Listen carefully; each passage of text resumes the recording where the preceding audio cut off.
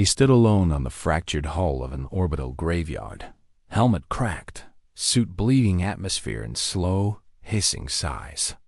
Around him floated the shattered bones of Earth's last defense, rusting battlecruisers, scorched satellites, and the broken rings of long-dead stations. Below, the once blue planet was a smoldering shadow, still weeping ash into orbit. And above, silence.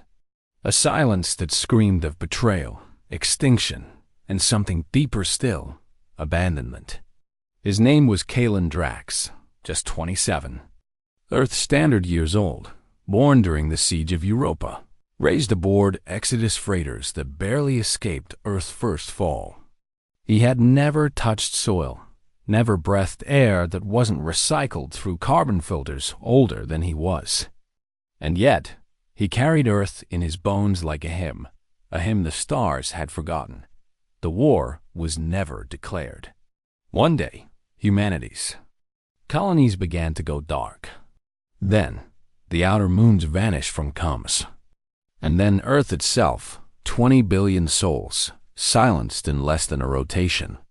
By the time the scattered fleets tried to regroup, it was too late.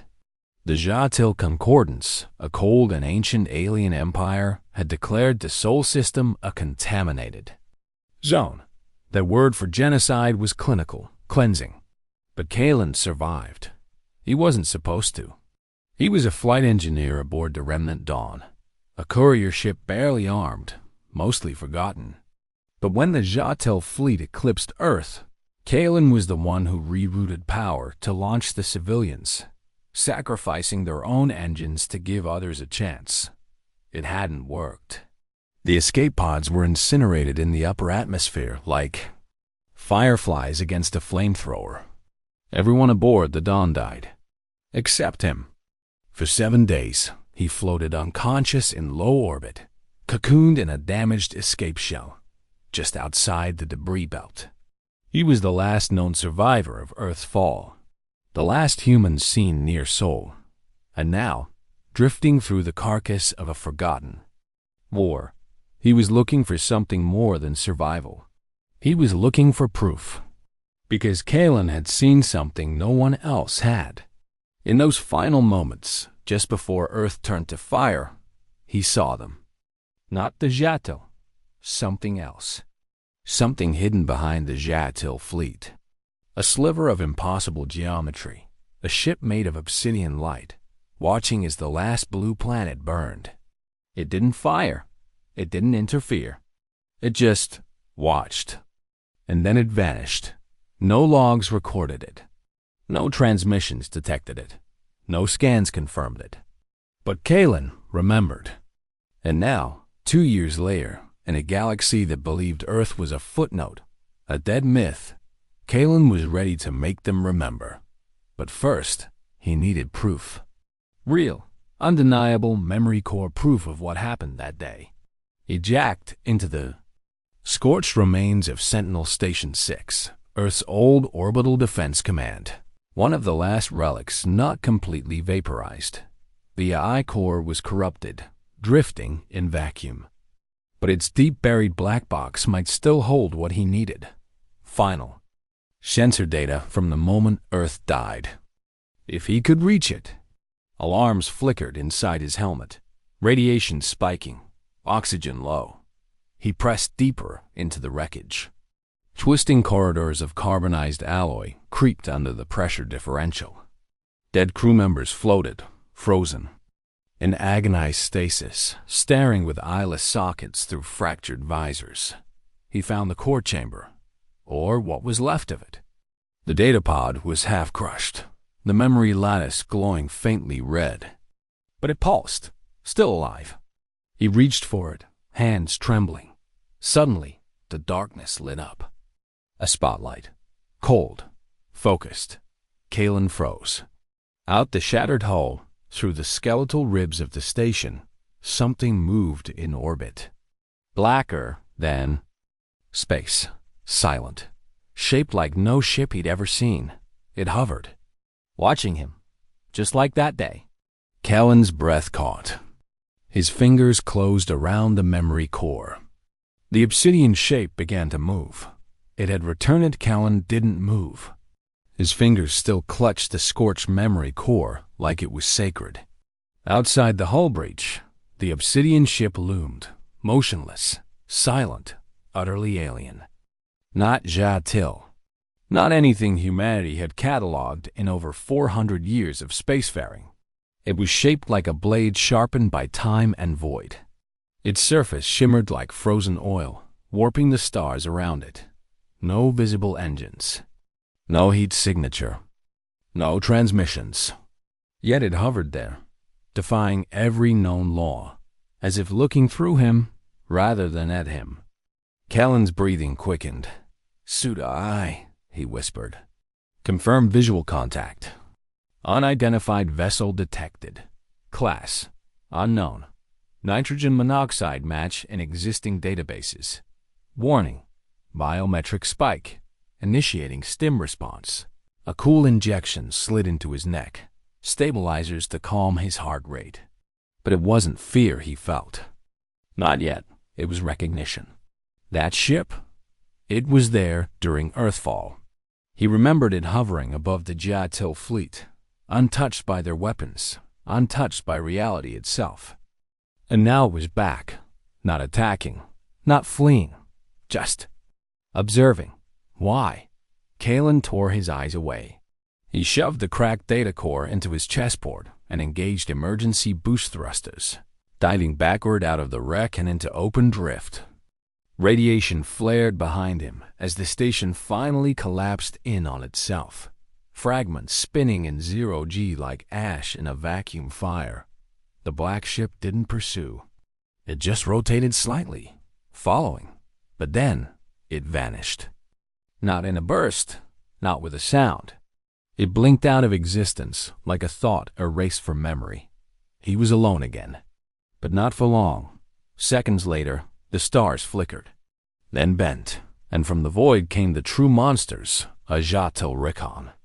Arc, silver and blue, sleek and serpentine, gliding through space on anti-light propulsion.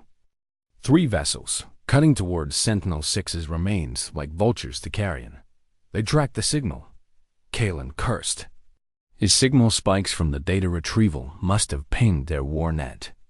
And now, they were here to finish the job they started 2 years ago. His thrusters sputtered, depleted. No maneuvering left. His suit was bleeding heat. He was a drifting target. So Callan did what humans have always done when trapped between silence and annihilation.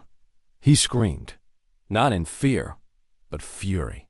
He yanked the core free from his chest and slammed it into the backup reader slotted in his wristport. The ancient tech whined, struggling to interface. Integrity damaged, translating partial memory. Callan's visor blurred. Then it showed it, the final recording. Time-stamped 6 minutes before Earth's fall. He saw Earth, full and blue, its defense grid still online. Thousands of orbital satellites. Then, the Jatil ships arrived. Dozens of them. No warnings. No contact. And behind them, the black ship. Identical to what he just saw. Hovering above Earth as the Jatil began their bombardment. But then something impossible. Just before impact, the Jatil stopped, paused, as if receiving orders from the black ship. Then, the world burned. Callan's skin prickled. The Jatil weren't the apex predators they claimed. They were tools, puppets, and whatever puppeteer floated behind that obsidian veil, it had watched Earth die. Worse, it had allowed it. He looked up. The Jatil recon arc was locking onto him, preparing a kinetic land shot. He had seconds. Callan yanked the data from his wrist drive, shoving it into his emergency transmitter module. The signal was weak, range short, but if he could bounce it, even once, to the remnants of the Soulmet, someone might hear it. Someone might know. Come on, come on. The transmitter light blinked once, twice. Colon signal transmitted. Partial package. Destination unknown. A silver beam fired. Kalen was flung backwards as his suit erupted in a shower of shrapnel and blood vapor. He screamed again, this time in agony. The suit sealed barely. His HUD dimmed. He was drifting fast, consciousness slipping. But he was alive. He'd sent the proof. And somewhere in the deep dark, someone was listening, he hoped. As the recon arc turned away, assuming him dead, Kalen gritted his teeth and whispered through blood, "Now you'll know." Earth wasn't conquered. It was silenced. His eyes closed. They thought he died that day, but they didn't search the wreckage. They didn't follow the blood trail. Because the J-Till don't believe in survivors. They believe in silence. And Kalen Drax was supposed to be silence incarnate. But silence does not carry fire, and Kalen still burned. His body drifted for 37 hours before a salvager found him, a rust bucket smuggler rig named Dust Widow, running illegal routes through Old Saul's graveyard. Captain Varn, a grizzled half-cybernetic scavenger from the Martian diaspora, nearly spaced him on sight. "What in the void is this?" she'd growled, staring down at Kellen's broken body. "He's got a J-Till burn through the lung, and 2 limbs hanging by tendon." "Still breathing," her medic bot rasped. Kalen survived on vengeance and adrenaline, whispering one phrase before he blacked out. "I have proof." And that changed everything. 3 weeks later, in a hidden asteroid hab deep in the Kuiper Drift, the transmission Kalen sent pulsed. For the last time, it was fractured, corrupted, but enough. They watched. They saw Earth's final moments. The J-Till warships. The way they paused, just briefly, and the impossible black silhouette behind them like a wound in space. The salvager crew stared at the holoprojection, their breath caught in collective horror. Captain Vaughn said what they all felt. They weren't acting alone. Kalen, wrapped in bioskin and pain, sat in the corner, hollow-eyed but alive. His voice was rasping but iron. Someone commanded them. And they didn't finish the job. "Earth's gone, but I'm still breathing. So maybe we give them something to regret." "But we're smugglers," one of the crew protested. "We don't fight empires." Callan's eyes locked onto his. "No, you run from empires. I fight them." A long silence. Then Vaughn laughed, rough, bitter, but not without respect. "You've got Saul rot in your brain." "I like it." They patched up his suit, rebuilt his tools, fitted his limbs with scavenged combat-grade augments. And Kalen Drax, survivor of Earth, carrier of memory, began the next phase of his impossible plan. He was going to light a fire in the heart of the forgotten galaxy. His first target, Relay Echo 9. It was a J-Till relay node, seemingly minor, orbiting the dead moon of Orcs near the old Neptune outpost. But Kalen knew better. It was the conduit. Every J-Till communication pulse across the local star clusters flowed through it, encrypted, undetectable to most. But the salvager AI decrypted fragments from the transmission Kalen stole. A name kept surfacing, Oblivion Protocol. Kalen wanted to know what it was. They approached in silence, hidden under a false radiation trail. Varn's ship dropped Kalen onto the icy moon's surface in an orbital fall that nearly shattered his spine. He lay still beneath the stars, suit frozen, waiting for the drones to pass. Then he moved. He reached the relay in 3 hours. Plasma cut through its underbelly, slid inside, navigating the polished hallways like a phantom. He found the uplink core and the truth. Oblivion Protocol wasn't just a military operation. It was a galactic erase order. Not just Earth, not just Sol, but any world the unknown architects, the ones behind the J-Till, deemed anomaly. Humanity had been marked not as enemies, but as errors, wild variables, dangerous unpredictables. And Earth? Earth was the loudest anomaly in the stars. Kalen stared at the data flood, jaw tightening. We weren't exterminated for power. We were cleansed for thinking differently, for being human. And they were still out there, watching, hunting, calculating. He downloaded what he could and turned to leave. That's when the alarm screamed. Jatil drones dropped through the vents like metal locusts, cold and gleaming. Kalen didn't run. He fought.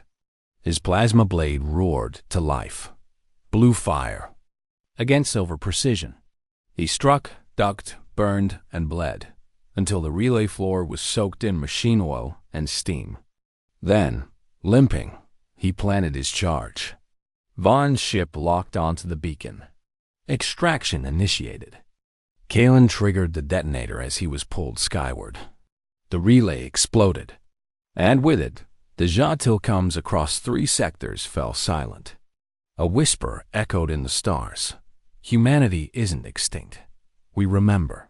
We resist. It wasn't a war yet, but it was a beginning. They responded faster than anyone predicted. 3 cycles after Relay Echo 9 was obliterated, the Jatil descended upon the Kuiper Drift like a precision storm. No warnings, no demands, no honor. They didn't want justice. They wanted silence. Again. But this time, silence met resistance. Kalen stood on the command deck of Dust Widow, battered but upright, a band of mismatched survivors orbiting around him. What began as a scavenger crew was now a symbol, a spark the enemy hadn't anticipated. Status? He asked, voice tight. 5 Jatil hunters inbound. Captain Vaughn growled, arms crossed. 1 dread class. No mercy in the spread. They'll sterilize the entire drift, said Eo, the youngest crew member, barely 20 and already a demolition prodigy. Like they did Earth. Kellen's hand brushed the scar beneath his jaw. Them we don't let them. They evacuated the civvies first. 47 people, orphans, widows, broken engineers, even a former Earth Fleet commander with both legs gone. All of them had been hiding in the drift, surviving like rats beneath Jatil detection. Now they ran, and Kalen stayed. He and the others rigged the asteroid field, mining charges, plasma bursts, radiation flares. It wasn't enough. But it didn't have to win. It just had to send a message. They think we're afraid, Kalen said, voice rising over the hum of the Widow's failing shields. They think we're scattered, dying. He looked out the viewport, where the Dread-class cruiser sliced through space like a knife made of moonlight. Let's remind them what happens when you corner something human. The first Jatil vessel entered the trap zone. Yeo hit the charge. The asteroid belt erupted. Molten rock and dark matter tore through the cruiser's shields. It reeled, venting atmosphere. Not destroyed, but wounded. The rest of the fleet fanned out, adjusting, adapting. They were machines of war after all, cold, efficient. But Kellen's trap wasn't just a minefield. It was a broadcast. The moment the Jatil encrypted signal spiked, Kellen's payload, a compressed packet from the stolen Echo 9 data, hijacked the relay frequency. Not enough to crack their command net, but enough to blare a message into open space. This is Kalen Drax, survivor of Earth, witness of oblivion. We know what you are. You think we forgot. We didn't.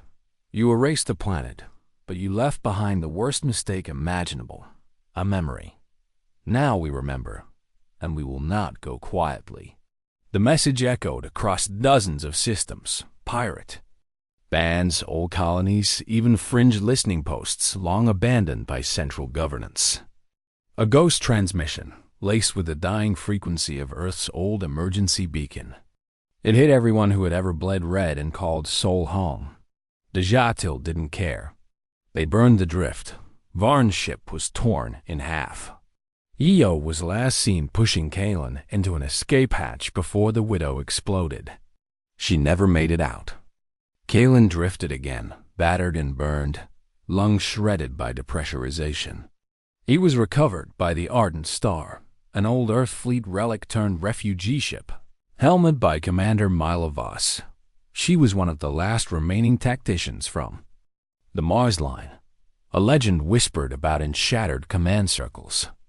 "You're either suicidal," she said, staring at Kellen's barely living form in the infirmary, "or the spark we've been waiting for." Kalen looked up through bloodshot eyes. "I sent a message." "Yes, you did," Mila replied, "and people heard it. The Ashari scavenger queens are mobilizing. The last free colony on Delta Drift lit a resistance beacon last night. Even rogue AI outposts are pinging back." She leaned forward. "You pissed off the galaxy." Kalen coughed, a bitter smile breaking through the pain. "Good." But Mila's face darkened. "They hit Arcturus." Kalen froze. "That's 3 jumps from here." "They're spreading their cleansing protocol," she said. "Faster than before. More systems marked. More anomalies. More silences. You lit a match, and now they're bringing the fire." For the first time, Kalen hesitated. His body was breaking. His allies were dying. And the black ship, the one behind it all, hadn't reappeared. What if it never would? What if the enemy had already won? But then, Mila said something that struck him harder than any plasma. "Bolt, you survived Earth. That means something. You are the last memory. A memory, Kalen. Memory is how revolutions begin." He closed his eyes, then opened them and nodded.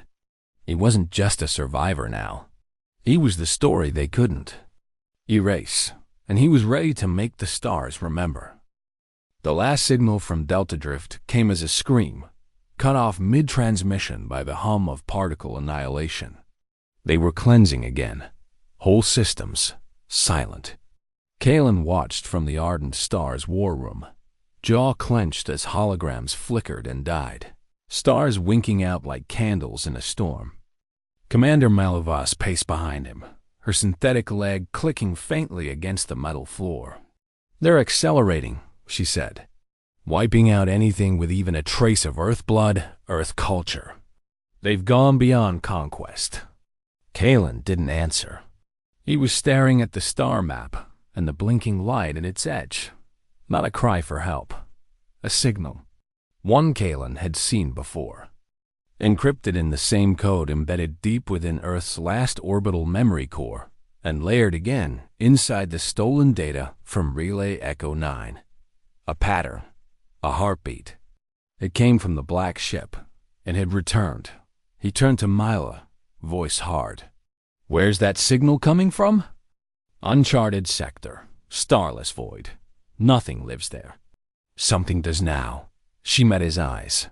"If you go, it's suicide." "Staying's worse." Mila hesitated, then reached into her coat, pulling out an old relic, Earth Fleet. Command badge, charred and cracked. "I kept this," she said quietly, "for 20 years. Waiting for a reason to believe again." She handed it to him. "You're the reason." Kalen didn't respond. He just took the badge and turned. The Ardent Star dropped out of slipstream 4 hours later. Nothing greeted them, just blackness. No stars, no echo, no movement. But Kalen felt it, and then it appeared. The ship, larger than before. No, not larger, closer. It had no true dimensions. It twisted light around itself, not through mass but memory. Just being near had made the crew sick. Instruments failed. Time bent. Mila collapsed to her knees, clutching her skull. Kalen stood, unflinching. The ship opened. Not with doors, but thoughts. Space peeled, and Kalen entered. He found himself in silence. A corridor that wasn't built. It remembered being built. Surfaces pulsed like neural tissue. Symbols danced across the walls, shifting faster than any language should. But Kalen could read them, because they came from Earth, not written Earth. Not language, emotion, grief, fury, memory. He walked, drawn to a center chamber. It was empty, except for a mirror. He approached it and saw himself. Not Kalen the survivor, but Kalen as the anomaly. Flashes, Earth burning, the Jatil freezing mid-assault, the black ship watching, deciding, his escape pod drifting, scanned not by them, but by it. And then he understood. He hadn't been spared by accident. He'd been chosen. He reached toward the mirror, and it spoke, not in sound, not even in thought, but in understanding. Humanity is chaos, memory, love, hate, unpredictable. You are not part of the equation. You are the error. The only thing in the galaxy that cannot be controlled. We built the Jatil to bring order. You survived order. Kalen breathed out. Why show me this? Because the protocol has failed. You were meant to die. But now, others rise. Rebellion spreads. Error replicates. You carry memory. That is your weapon. A bright pulse. Suddenly, Kalen saw a map of the entire Jatil network. Communication lines, fleet movements, command nodes, even the locations of other black ships, watching from the edges of history. He staggered back. You want me to use this? No, we cannot stop you. You will use it. That is what makes you human. A single shard of the mirror broke off, floated toward him. Crystallized memory, weaponized truth. Kalen took it. He was flown back through space, ejected from the ship as it collapsed into itself like a dying star. He landed in the ardent star's medbay, alive, breathing, clutching the shard. Mila stood over him, stunned. What happened? He looked at her and smiled for the first time in years. We're not just fighting back now. We're going to turn the tide. She glanced at the crystal in his hand. What is that? Kalen closed his fist. A map of their soul. Outside the window, stars shimmered. Hope pulsed in their light. They called it the Last Network, a chain of Jatil command cores stretching across 50 star systems, invisible to all but the architects who built them. Kalen had the map now. The shard they gave him didn't. Just contained coordinates. It held memories of how the Jatil thought. It showed why they struck, how they chose their targets, what they feared, and most of all, where their voice came from. It wasn't the black ships. It was the core, buried in the dead system of Tarnus Null, orbiting a collapsed star inside. A gravity-warped crucible. That's where the Jatil received their commands, not from any individual, but from an eternal directive embedded in their code. A directive older than most civilizations. Silence the unpredictable. Cleanse the anomaly. Preserve the equation. Humanity had become the ultimate anomaly. Now, they would make themselves unignorable. The ardent star gathered the last resistance fleet. They weren't soldiers. Not really. They were survivors. Patching together lost tech from forgotten wars. Pilots in ships older than their bloodlines. Orbital miners who turned drills into weapons. Roga who remembered their human creators. Even defectors, Jatil units who had broken from. The directive, confused by what Earth once was, and what Kalen now represented. They called themselves the Remembered, 37 ships. One target. The core. Kalen stood before them, eyes hollow but alive, voice broadcast across fractured decks and digital minds. They killed Earth, he said, because we asked. Questions they couldn't answer. Because we made chaos. Because we refused to fit. He held up the memory shard, now fused to his palm, glowing faintly. This shard is everything they didn't want us to see. It's their mind, their fear. And we're going to shove it down their throat. He paused, letting the silence breathe. You all came from fire, from ruin. But remember this. We are the species that burns and walks out of the ashes still angry. He turned, set course for Tarnus Null. The journey tore at them. Tarnus Null wasn't guarded like a fortress. It was the fortress. Gravity tide shredded unprepared ships. The Jatil had twisted the physics around the star, building their core inside a space where time crawled and light spiraled inward. Forever. They had to dive through it. The ardent star went first. Kalen at the helm, Mila beside him, a crew that no longer followed orders, but followed purpose. As they pierced the event plane, the fleet split into wings, dodging magnetar storms and quantum traps. One ship shattered on entry. Another went dark. No screams, just a flicker, then nothing. But the rest pushed through. And then they saw it. The Jatil core. It was not a station. It was not a machine. It was a construct of will, a sphere of flowing silver, a mile wide, humming with psychic resonance. Minds buckled as they neared. One pilot began to weep. Another laughed uncontrollably until he bit off his tongue. Kellen's eyes burned. He stepped forward, hands shaking, holding the shard. "It's speaking," he whispered. "Not to our ears. To our truth." "Return to silence," the core echoed inside them. "And your anomaly. Accept the stillness." Mala gritted her teeth. "What the hell is that supposed to mean?" "It means they think we'll beg to be erased," Kalen said. "Like we're tired. Like we've forgotten who we are." He activated the shard. A wave pulsed outward, light folded into memory. And suddenly, across every comm, every ship, every screen, the final moments of Earth played again. But this time, not as victims. This time, as a warning. "We remember. You watched us die. Now we show you what it means to be alive." The core shuddered. And from its folds came the final defenders. Dozens of Jatil sentinels. Evolved warforms. Starbreakers. Null minds. They swarmed. Kellen's fleet held nothing back. The ardent star opened fire with every cannon, its hull cracking under pressure. The miners rammed the sentinels with ships made of asteroid steel. Rogues collapsed themselves into logic bombs, screaming. Digital prayers as they detonated inside enemy minds. The battle wasn't fair.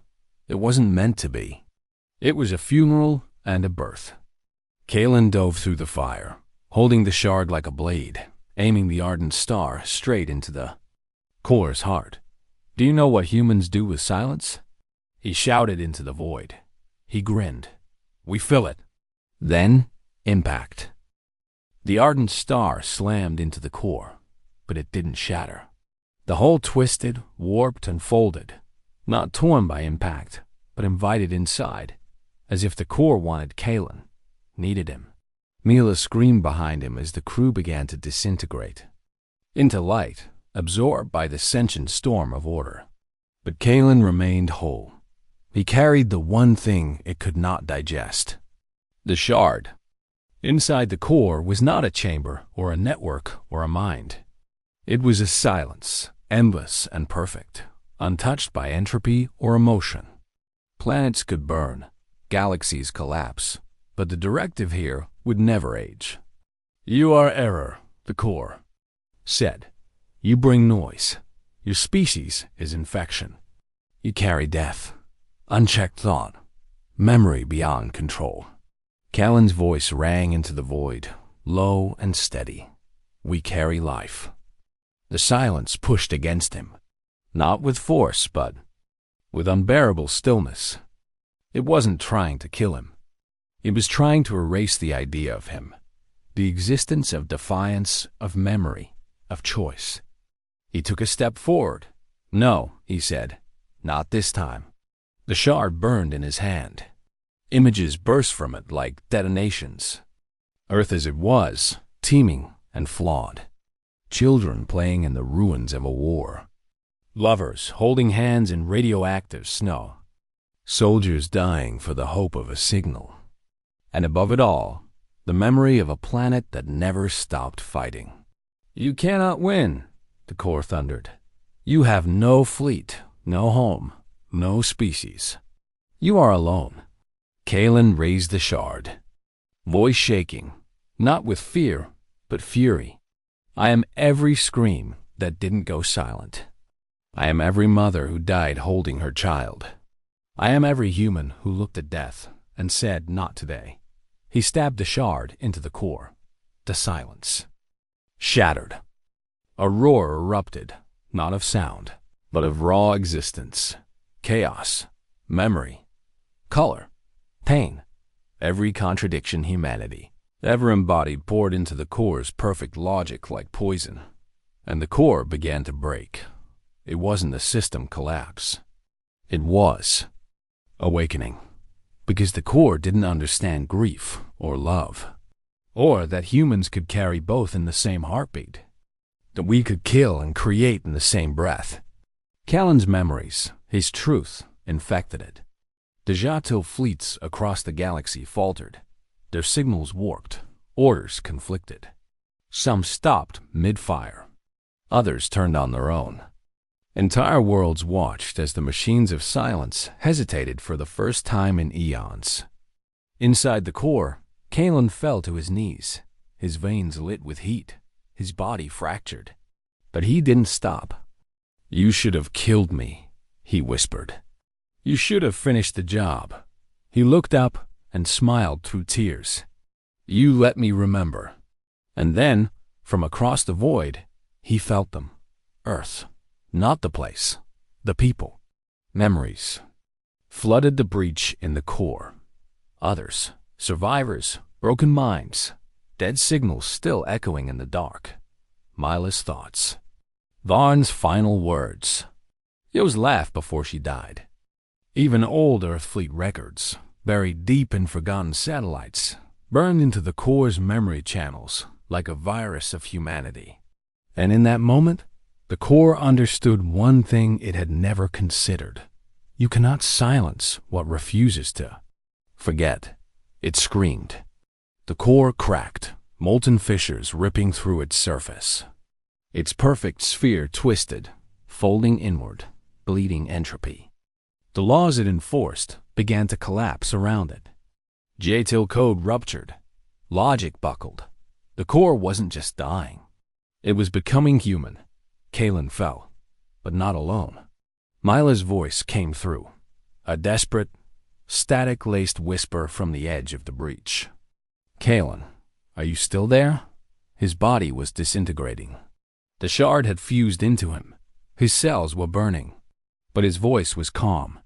I am, and so is Earth. He looked into the heart of the collapsing core and let go. The explosion wasn't fire. It was memory. It spread across the sector like a shock wave of thought, ancient, alive, filled with the soul of a race that refused to go quiet. It washed over ships, systems, satellites, even Jatil vessels, and something miraculous happened. Some of them stopped. Some of them remembered. As the core died, it broadcasted the very thing it tried to erase. The core died. Not with fire, but with a whisper that echoed across 100 light years. A memory, Kalen Drax, the human who lived. The anomaly they couldn't kill. The signal burst traveled faster than light, piggybacking on ancient relay nets, piggybacking on dormant beacons, waking things long thought lost. Across every system where Jatil rule had once been absolute, that final transmission played, fragments of Earth's last days. Kellen's voice, his sacrifice, and the undeniable truth. Humanity survived. And in that survival, it won. Some Jatil units self-terminated. Others fell silent, frozen mid-strike, unable to resolve the contradiction now burned into their command lines. But a few changed. They turned from their orders. They remembered what they had been built to ignore. And then they stopped killing. It wasn't peace, but it was the beginning of something new. 3 years passed. In the far orbit of a re-wielded planet once called Gaia 2, a makeshift monument stood on the edge of a quiet ridge. a fusion-forged obelisk, etched with names of the dead and the few who chose to remember them. At the center, inscribed in glass steel, was one name burned deeper than the rest. Calendrax. Earth was not our beginning. It was our promise. Malavas stood before it, older now, her synth leg worn smooth by ash and sand.